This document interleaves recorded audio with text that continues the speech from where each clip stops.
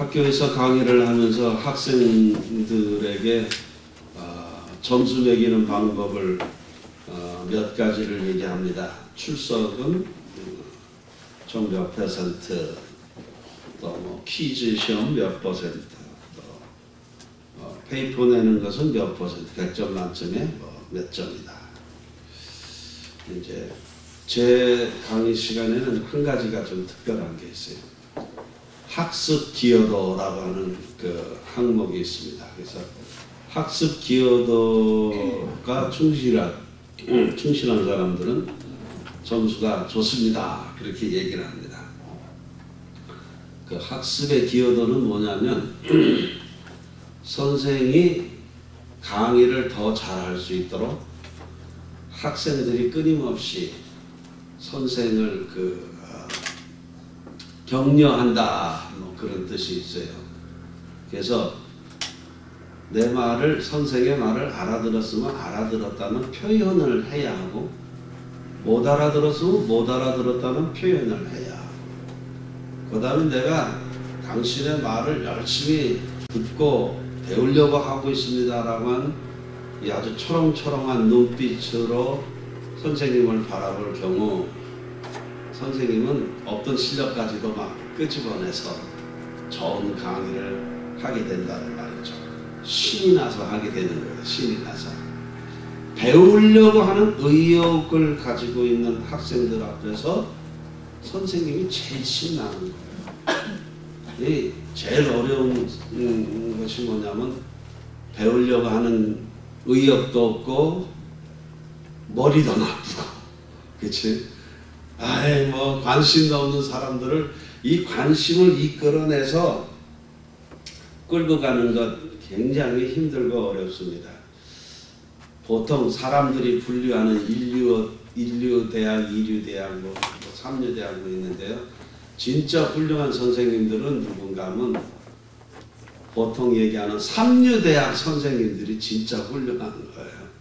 그 무기력한 사람들을 끌어가면서 억지로 입을 벌려서 물을 먹이는 그 마부의 심정같이 말이죠. 몇 배가 더 힘이 들을 수가 있어요. 여러분들이 좋은 설교자는 설교자 자신의 노력도 필요하지만 설교를 듣는 청중들이 어떤 태도를 갖느냐에 따라서 더 훌륭한 은혜로운 설교자가 될 수도 있다라고 하는 겁니다. 뭐 옛날에 어떤 목사님이 그래요. 자기는 목회하면서 자기 사모하고 그 여전도사 때문에 설교하러 올라갈 때마다 강단에서 주눅이 든다 그럽니다. 왜냐하면 그 나이 드신 여전도사님이 오늘도 우리 목사가 무슨 또 실수나 하지 않을까 해가지고 팔짱 다 끼고 보고 인상 쓰고 보고 있고, 이쪽 구석에는 자기 사모가 아이고 저 또 오늘 무슨 또 뭐 헛소리나 하지 않을라나 하고 다 팔짱 끼고 이렇게 인상 쓰고 쳐다보고, 이게 약 두 사람만 보면은 갑자기 확 주눅이 들어서 하고 싶은 얘기도 제대로 못한다라는 그 얘기가 있어요. 그러니까 인상 쓰지 말고 들으세요. 이렇게 좀 편안하게 웃으면서 정말 당신 오늘 참 말씀 잘 전해, 이런 그 표정을 딱 지어주고 말이죠. 칭찬은 고래도 춤을 추게 한다, 뭐 그런 말이 있는데 말이죠. 예, 좋은 분위기를 만들어가는 것, 그 우리 모두가 다 해야 될 일이잖아요. 그것이 우리 교회에 들어오는 사람들에게 또 다른 편안함을 느끼게 하고, 또 다른 친근감을 느끼게 하고, 그렇죠? 또 다른 어떤 열정 같은 것들을 느끼게 해서 정말 이 교회에 함께 다니고 싶다라는 생각이 들게 만드는 일들이기도 하단 말이죠. 계속해서 우리가 하나님의 나라를 이루어 간다라고 하는 그 주제를 가지고 말씀을 상고하고 있습니다. 늘 그 토요일이 되면 사실은 그 고민이 가장 극대화되는 날이죠. 왜냐하면 월요일부터 금요일까지 계속 생각을 하고 있어요. 왜냐하면 처음에 이 말씀을 주제로 시리즈로 좀 전해야 되겠다라고 생각했을 때 어떤 특정한 본문들을 제가 정해놓고 확보해 놓은 상태에서 이 주제를 이끌어 가겠다라고 생각한 것이 아니라 전혀 그것이 없는 상황에서 이 주제를 정해서 끌고 가고 있기 때문에 매주 이 주제에 맞는 본문을 사실은 이렇게 선택하는 것이 굉장히 힘이 되었습니다. 그래서 한 주간 내내 이것이 저한테는 큰 과제로 남아 있다가 토요일이 되면 거의 모든 일정을 제가 다 다른 거는 다 중단하고 일만 매달리고 있습니다. 여전히 강단에 서는 것이 30년 동안을 해왔음에도 불구하고 늘 떨리고 자신이 없고 그것은 변함이 없는 것 같아요. 오늘 26번째 복음을 전하는 자의 태도란 어떤 것인가 라는 것을 잠시 우리가 상고를 해보려고 하는데요. 사도 바울은 이렇게 얘기를 합니다. 데살로니가 교회 교인들을 향하여 복음을 전하는 이 태도에 있어서 내가 목숨을 내줄 수도 있다라는 그 표현을 함께 하고 있어요. 복음을 전하는 것과 함께, 그렇지? 내가 우리 목숨까지도 기쁘게 내줄 생각이다. 이렇게 표현을 하고 있습니다. 목숨을 내줄 수도 있다. 내가 복음을 전하는 그 대상자들에게 목숨을 내줄 수도 있다. 이것이 복음을 전하는 자의 가장 기본적인 태도일 거라고 생각이 듭니다. 근데 목숨을 내주는 것이 상당히 비장한 표현이면서도 그러나 실제로 어떻게 하는 것이 목숨을 내주는 일이냐라고 하는 이 강론에 들어가게 되면 총론이 목숨을 내주는 것이라면은 강론 세부적인 실천 사항에 들어가 가지고 어떻게 하는 것이 목숨을 내주는 것이냐라고 하는 실제적인 부분에서는 상당히 어려워요. 이게 좀 기준도 잘 잡히는 것이 아니고 사실 데모하는 거는 쉽습니다. 머리에 붉은 띠 하나 띄고 독재 타도 하나 딱 써붙이고 데모를 하면은 소리치고 물러가라 이 얘기만 하면은 사실은 끝나잖아요. 그런데 그 다음이 문제예요. 그 다음이 만약 그렇게 해서 독재자가 물러갔다. 그 다음에 어떻게 한 나라를 경영할 것인가라는 그 실제적인 문제에 부딪히면요. 그때는 말이죠. 격렬하게 띠띠고 이렇게 데모하는 것 갖고 되는 게 아니라는 거예요. 상당한 냉정함이 필요하고, 그치? 세밀한 분석력이 필요하고, 강한 실천력이 필요하고, 이 어우러져 가지고 말이죠. 초기에 가지고 있었던 그런 어떤 힘찬 모습이 사라져 버릴 수도 있다라고 하는 겁니다. 예수를 믿는 것 역시 마찬가지예요. 처음 예수 믿는 사람들, 중간에 나이 먹어서 예수 믿는 사람들은 이 턴이 나는 것도 아주 격렬하잖아요. 갑자기 내가 지금까지 살아왔던 이 세상을 완전히 등지고 십자가만 봅니다.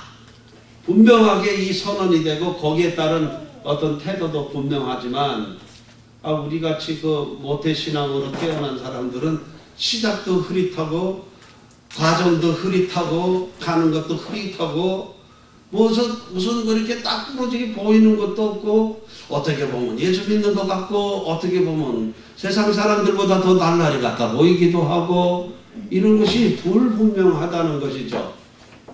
왜 그러냐면 그런 거예요. 그런 거예요.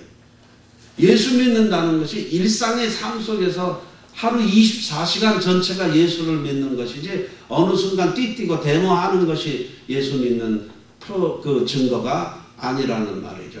살아야 되는 거에 24시간 숨 쉬면서 정말로 흔들리지 않는 그 올곧은 믿음을 가지고 매 순간순간 이 살아간다라고 하는 것이 무지하게 어려운 겁니다. 예? 공부 못하는 사람들이 벼락치기를 한다니까요. 공부 잘하는 사람들은 벼락치기 안 해요. 공부라는 게 몸에 익어 있어서 다른 사람들이 보면 전혀 공부 안 하는 것 같은데 시험 보면 척척척척척척 쓴단 말이죠. 몸에 익어 있는 것이죠. 몸에 익어 있는 사람은 요란 떨지 않습니다. 요즘 제가 그 생각한 바가 있어서 기타 연습을 좀 하고 있거든요. 기타 연습을 하는데 또 뭐 우리 저 이무림 집사님이 또 기타 강습도 또 해요. 좀 참석도 하세요. 기타들도 배우고. 초짜들이 손에 뭐 아프니 뭐가 여기가 아프니 뭐 아프니 그렇습니다. 기타를 오래 친 사람은 안 아플까요? 똑같이 아파요. 근데 기타를 오래 친 사람들은 아프다는 얘기를 하지 않아요. 의뢰 그것이 당연한 걸로 저기 당연한 걸로. 어릴 때부터 예수를 믿은 사람들은 무슨 이런 겪는 일들이 그저 예수를 믿는 사람도 그저 당연히 겪는 일이다라고 생각을 하는데 중간에 예수 믿은 사람들은 왜 내가 예수 믿으면서 이런 거를 당해야 됩니까? 라고 하는 그런 그것들이 더 강하죠. 뭐 재밌는 예수 믿는 모습들을 이렇게 보면 그것도 다 재미가 있어요. 재미가 있는데 그 다른 것이 예수를 뭐 누가 뭐 잘 믿고 덜 믿고 그 차이가 아닌데 사람들은 그 눈에 보이는 어떤 격렬함을 본인도 원하고 그런 걸 보기도 원해요. 여러분은 주일날 예배를 드리고 오늘도 뭐 말씀 강론을 하는데 오늘도 그저 또 똑같은 목소리의 톤으로 뭐 똑같은 한 소리 또 반복해서 또 하고 뭔가 좀 화끈하게 좀 우리 심령을 울컥 쏟아내는 그 은혜로운 설교를 듣기를 여러분들이 원할 겁니다. 이제 그건 불가능한 거예요. 그거를 원하신다면 매일 여기 사람을 바꾸세요. 한번 확 쏟아붓고 그냥 막 죽을 수 있는 사람들로 저는 한 교회를 담임하는 목사라고 하는 것은 설교만 하는 게 목사의 임무가 아닌데 같은 삶을 그냥 사는 사람이에요. 뭐 날마다 감동했어요. 뭐 장로님 뭐 애들한테 날마다 감동 줘서 아버지라고 소리 듣습니까? 아니잖아요. 뭐 애들이 또 뭐 자라면서 날마다 뭐 부모를 그 뭐 가슴 떨리게 뭐 감동을 줍니까? 아니잖아요. 그거 아니에요. 그냥 평범하게 살아가는 것이 진짜 센 거라는 거를 사람들은 잘 모른단 말이지. 뭔가 막 어느 한순간 막 격렬하게 나가는 거 그거 하고 나면 그 다음 거 아무것도 못한단 말이죠. 아무것도 못해요. 날마다 충실하게 그냥 보편적으로 살아가는 것이 얼마나 강한 믿음인지를 여러분들이 좀 새로운 인식을 좀 가져야 될 것 같단 말이죠. 그런데 사도 바울은 목숨을 내놓는 것처럼 이렇게 이 격렬한 표현이 있단 말이죠. 자, 그러나 이게 격렬한 표현이지만 실제에 들어가서는요. 오늘 우리들이 살아가는 삶 속에서 일어나는 가장 보편적인 내용들을 얘기를 하고 있단 말이죠. 이것이 무엇이냐 했을 때 오늘 본문에서 사도 바울은 그렇게 얘기하고 있습니다. 사람의 마음을 살피시는 하나님의 말씀으로 이렇게 표현을 하고 있어요. 여기 사람의 마음을 살피시는 하나님의 말씀으로 이걸 다른 말로 바꾸면 간단하죠. 사람들을 대할 때 어떤 심정으로 가느냐 예수 그리스도의 심장을 가진 사람으로 사람에게 다가간다라는 얘기예요. 예수 그리스도의 심장으로 사람을 본다. 어떤 시각으로 본다고요? 예수 그리스도의 심장으로 사람을 본다. 그 예수 그리스도의 심장이 도대체 뭐겠냐 말이죠. 사도 바울은 거기에 덧붙여서 이렇게 얘기를 해요. 내가 전하는 이 복음은 잘못된 생각이나 불순한 마음이 아니다라는 이런 사족을 지금 붙이고 있는 거예요. 왜 이런 사족을 붙일까? 요즘 제가 목회 생활을 30년을 지금 거의 시간적으로 그렇게 하고 있는데 2, 3년 전부터 저에게 있어서 새로운 성경을 보는 시각이 뭐냐면 본문을 통해서 이 본문을 기록한 저자의 심리 상태를 이해하지 않으면은 성경 해석에 근본적으로 문제가 있다라고 생각을 하는 거예요. 다른 뭐 개론서나 참고서를 가지고 이 성경을 먼저 보는 것이 아니라 본문에서 그렇지. 이 수신자와 이 저자와의 그 미묘한 감정의 흐름, 거기에서 표현되는 내용들을 찾아보려고 애쓴단 말이죠. 관계성 속에서. 이제 여기에 보면 이제 내가 말이야 목숨을 내놓는 것 같이 너네들에게 내 복음을 전한다. 그러면서 왜 이런 사족을 붙여놨을까 이거예요. 왜 이런 사족을 붙여놨을까? 내가 잘못된 생각이나 불순한 마음을 가지고 복음을 전한 것이 아니다. 왜 이런 얘기를 했을까? 여기에는 이제 이 본문을 또 읽어보고 또 읽어보고 또 이 얘기를 이렇게 바꿔보고 저렇게 바꿔보고 하면은 이제 뭔가 억울한 게 있어요. 사람들한테 바로 인정받고 싶은 것이 있는데 바로 인정받지 못하는 뭔가 그 억울함이 그 속에 담겨져 있는 거예요. 담겨져 있는 거예요. 그래서 내가 잘못된 생각이나 불순한 마음이 아니다라고 하는 가장 평범한 온순한 표현이지만 그 속에는 말이죠. 제가 만일 사도 바울의 입장이 돼서 이 얘기를 지금 누구에게 한다고 그럴 때는 피를 토하는 심정으로 얘기를 할 것 같다. 내가 정말로 불순한 마음이나 어떤 내 이익을 얻기 위해서 내가 했다. 난 정말 이것만큼은 내가 분명히 하고 싶다라고 하는 어떤 그런 그 피를 토하는 심정들이 있을 수 있다라고 하는 것이죠. 그러면서 얘기를 해요. 복음을 우리는 전한다. 이렇게 하는 것은 사람의 마음을, 사람의 환심을 살려고 하는 것이 아니라 이렇게 표현합니다. 아니, 복음을 전하는데 왜 거기 이런 사절이 붙어요? 이 복음을 전하면 그냥 십자가의 은혜만 이거 뭐 전하면 되는데 지금 사도 바울이 계속해서 뭔가 얘기를 하고 있는 거예요. 자기 심정을 좀 알아달라고 얘기를 하는 거예요. 사람의 환심을 살려고 이 일을 한 거 아니냐. 환심을 왜 사야 됩니까? 사람들한테. 환심을.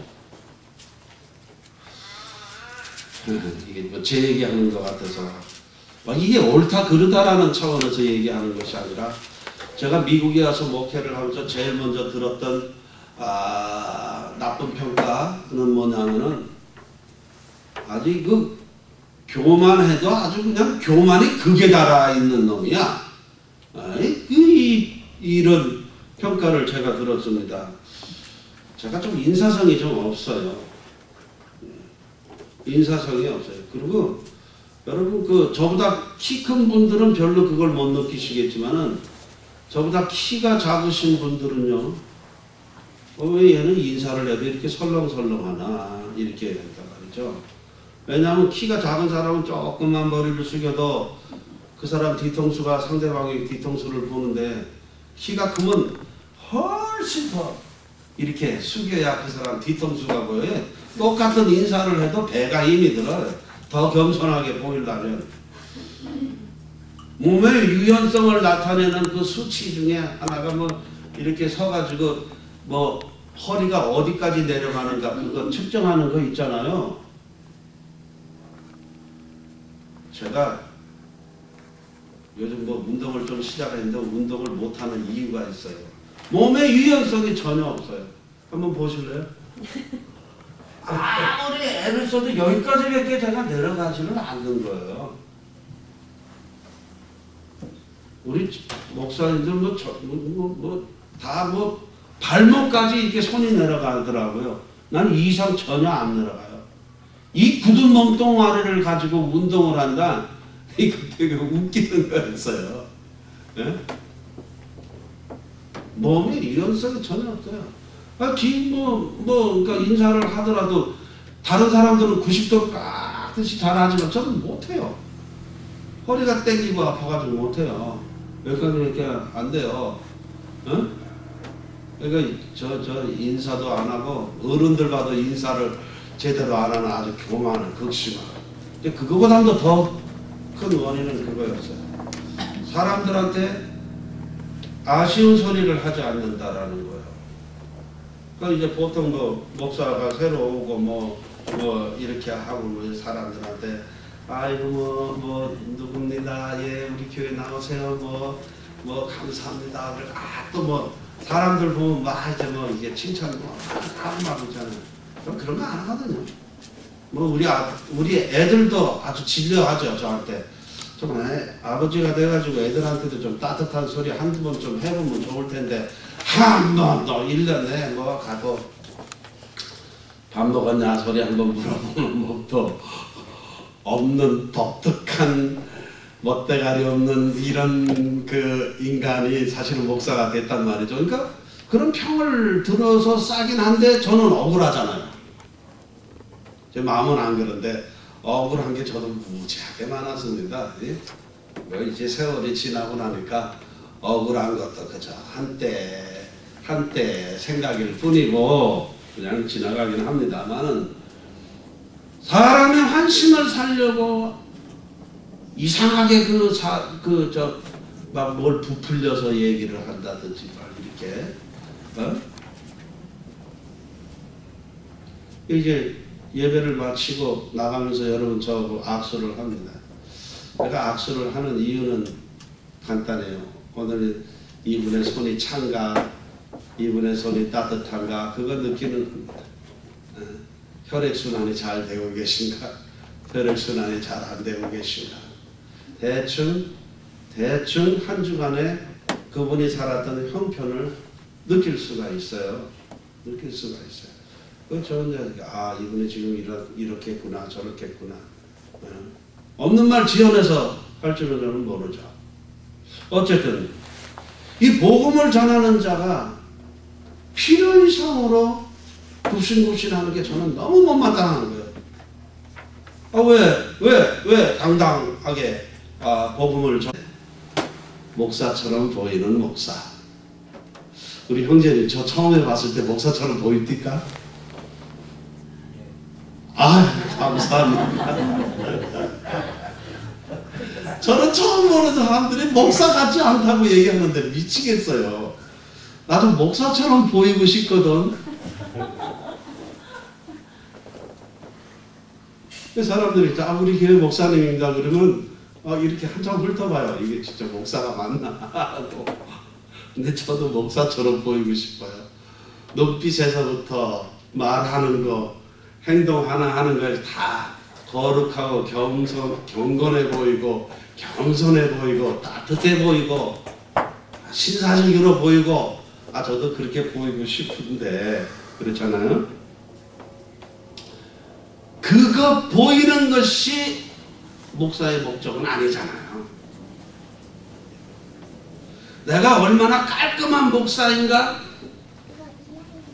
내가 얼마나 괜찮은 목사인가? 그걸 드러내기 위해서 목사하는 게 아닙니다.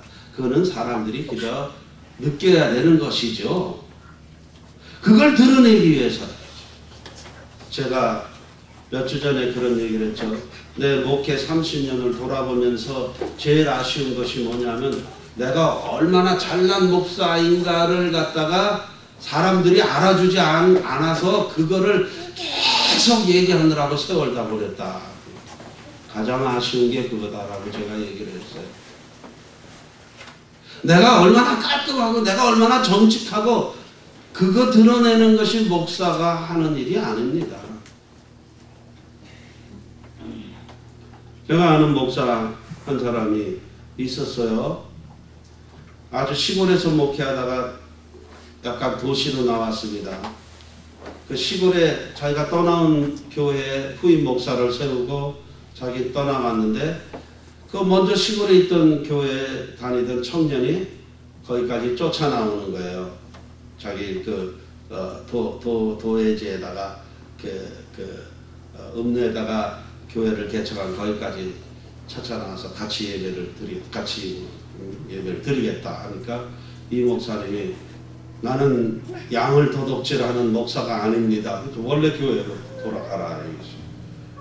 몇 주 후에 또 왔어요. 그 청년이. 아무래도 거기는 좀 힘들고 어색하고. 나는 글쎄 양을 도둑질하는 목사가 아닙니다. 또 보냈어요.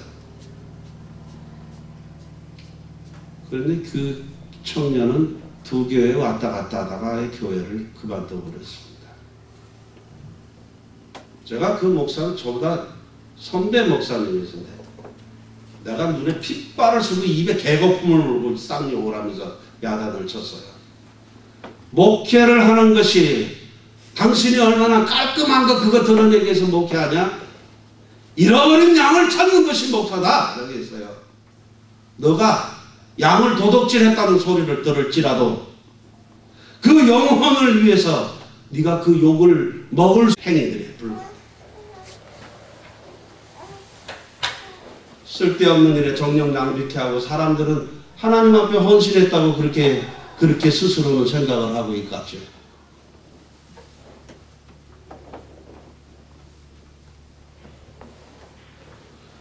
사람을 위해서 존재합니다. 그 사람의 진짜 그 니드, 진짜 필요가 뭐냐, 진짜 아픔이 뭐냐, 진짜 고통이 뭐냐. 그래서 때로는 말씀으로 나가지만 때로는 예수님도 떡을 가지고 사람들에게 다가갑니다. 그들의 삶 속에 녹아 들어간 거예요. 우리는 칼 막스를 아주 싫어합니다. 예수 믿는 사람들. 왜냐하면 종교는 아편이다라고 얘기를 했기 때문에. 그러나 칼 막스가 왜 종교는 아편이다라고 얘기를 했는지, 교회들이 어떤 모습으로 존재해 있었는지를 생각을 한다면 그 칼 막스의 그 지적을 교회를 아편인 취급을 하는 나쁜 놈이다라고 얘기할 것이 아니라 그의 지적을 통렬히 받아들여 가지고 오늘 우리들 교회가 근본적으로 바뀌지 않으면 안 되는 거예요. 고통당하는 민중들과는 아무 상관없었던 교회. 기도하면 잘 될 거야. 헌금하면 잘 될 거야. 이것만 얘기를 했지 실제로 그들의 아픔, 고통의 삶 속에는 들어가 있지 못했던 아주 아름다운 교회, 그들의 상관은 아무 상관없었던 거룩한 교회, 그 교회들을 향하여 종교는 아편이다라고 얘기를 할 수밖에 없었던 그 막스의 그 가슴 깊은 곳에서 나오는 그 고민을 우리가 헤아리지 못한다면 우리는 미래가 없어요.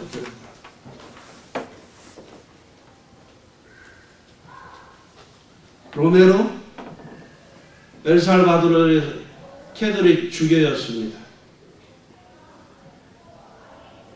독재 정권이 매판 자본과 결탁해가지고 끊임없이 민중들을 약탈하고 핍박할 때 이 로메로는 길거리로 나왔습니다. 사람들이 교회에서 다 쫓겨나서 길거리에 나갈 때 길거리에서 미사를 집례했습니다. 로마 캐톨릭에서는 있을 수 없는 일이었어요. 로마 캐톨릭에서의 교회는 마치 하나님 나라하고 똑같이 취급되는 것이고 모든 성찬과 모든 미사는 교회 안에서 성당 안에서만 진행이 돼야 되는 것이었습니다. 로메로는 길거리에 나갔습니다. 길거리에서 미사를 집례합니다. 그리고 로마 교회에서 있을 수 없는 파격적인 그 선언을 합니다. 교회는 여러분의 교회입니다. 로마 교황이 교회가 아니고 여러분의 교회입니다. 파격적인 선언을 합니다. 암살당해 죽었습니다. 민중들의 삶 속에 함께 서 있었던 사람들의 고통 속에 함께 서 있었던 사람들이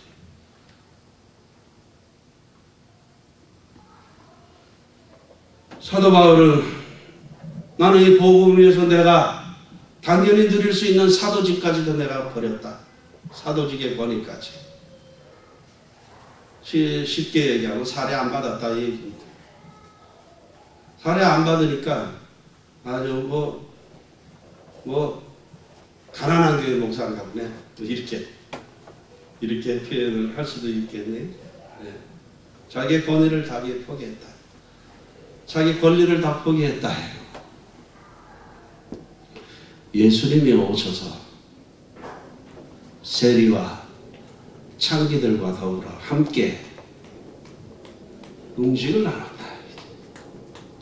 바리새인들이 보고 이렇게 얘기를 해요. 어떻게 선생이라는 자가 저런 죄인들과 함께 더불어 밥을 먹고 있냐?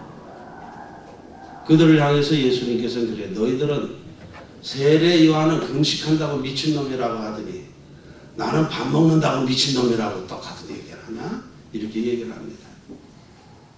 예수님이 보신 그들의 필요는 무엇일까?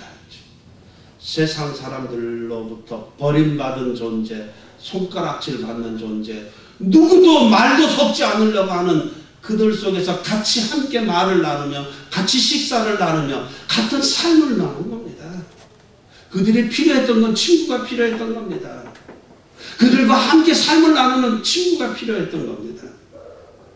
바리새인들은 그런 흙탕물에는 나는 내 몸을 튕길 수가 없어 자기 몸 털은 사람이 불가. 그들 속에 들어가 있는 예수를 보고 저거 밥 먹는 거 엄청 좋아하고 술 처먹는 거 엄청 좋아하고 그렇게 비난을 하고 욕을 하고 조롱을 합니다. 경건의 모양은 하나도 없어 보였습니다.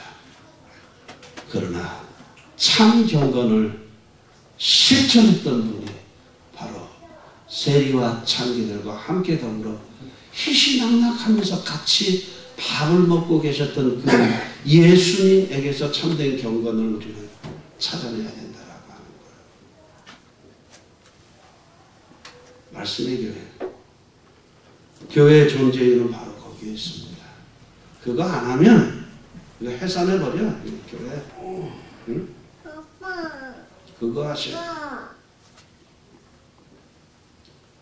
순간순간 그런 환경들이 우리에게 다가올 때마다 그걸 놓치지 마시고 하나님 앞에 헌신하는 그것이 그 상황 속에서 계속 지속적으로 이루어져야 될 겁니다. 가장 보편적이고 가장 평범함 속에서 이루어지는 그들과의 함께 더불어 살아가는 삶을 사는 것. 이것이 진정한 복음을 전하는 태도입니다.